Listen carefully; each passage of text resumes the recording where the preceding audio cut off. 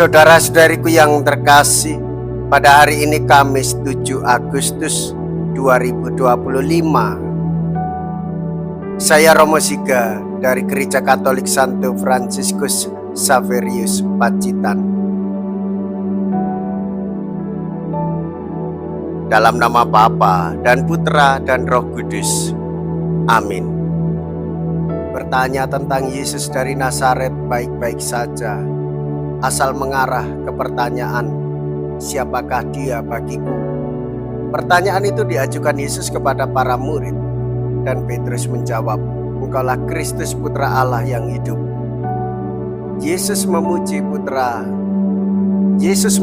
Petrus atas jawaban itu, dan sekaligus dinyatakannya bahwa ia mau menjadi Mesias yang melayani dan mengorbankan hidup bagi sesama. Itulah yang tertangkap para murid. Engkau adalah Petrus, dan di atas batu karang ini akan kudirikan gerejaku. Mea culpa, mea culpa, mea maxima culpa.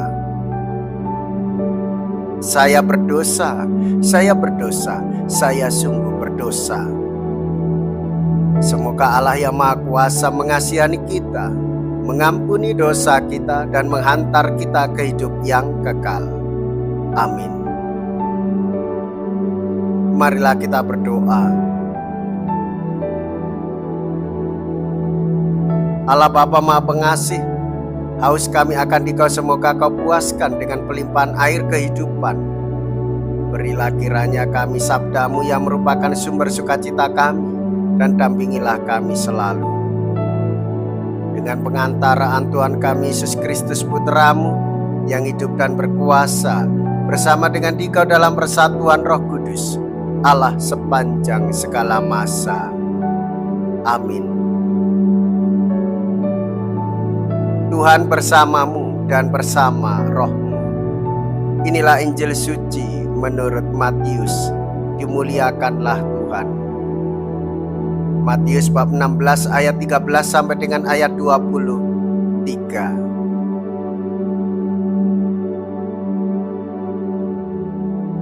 Sekali peristiwa, Yesus tiba di daerah Kaisaria Filipi. Ia bertanya kepada murid-muridnya, kata orang, siapakah anak manusia itu?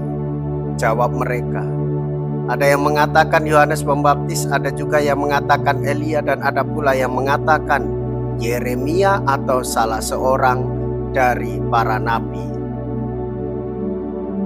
Lalu Yesus bertanya kepada mereka, tetapi apa katamu, siapakah aku ini? Maka jawab Simon Petrus, engkaulah Mesias, Anak Allah yang hidup.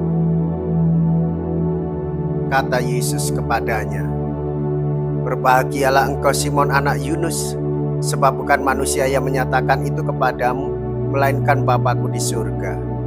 Dan aku pun berkata kepadamu, engkaulah Petrus, dan di atas batu karang ini akan kudirikan gerejaku, dan alam maut takkan menguasainya.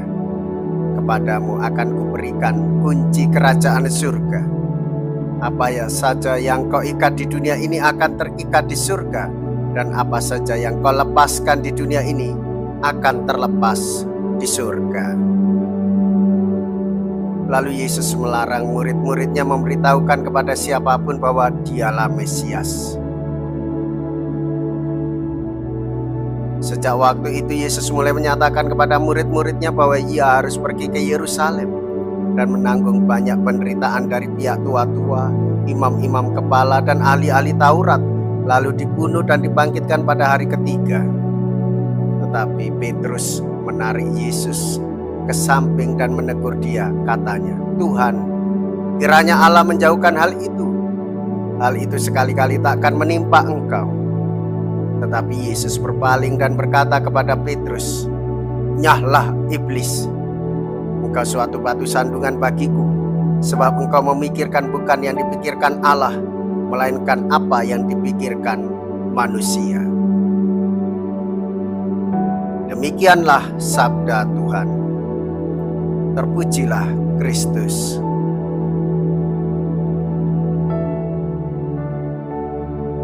Saudara-saudariku yang terkasih, setelah kita mendengarkan sabda Allah, kita diteguhkan bahwa Sang Mesias harus melayani dan mengorbankan diri demi keselamatan banyak orang.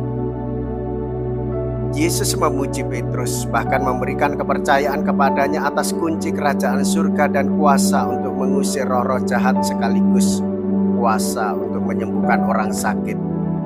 Namun dalam kisah selanjutnya kita melihat Petrus dalam sisi lain.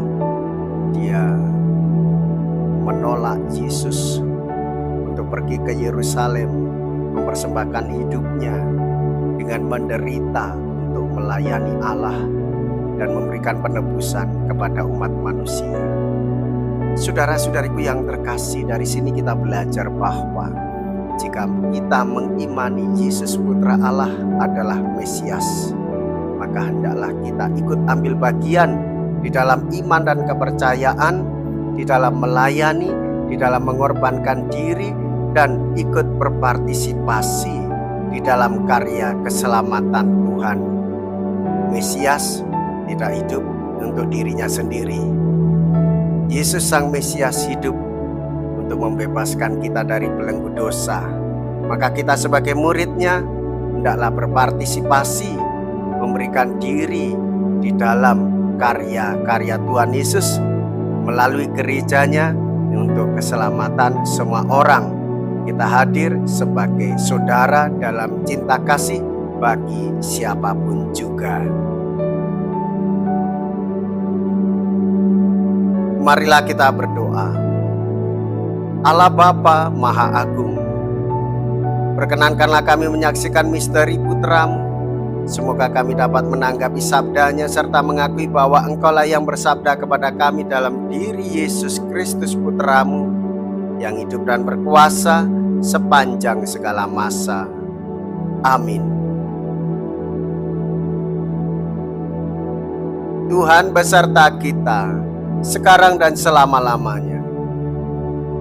Semoga Allah yang Maha Kuasa memberkati saudara sekalian, Bapa dan Putra dan Roh Kudus. Amin. Saudara-saudariku yang terkasih, pergilah, ibadat sabda sudah selesai. Syukur kepada Allah.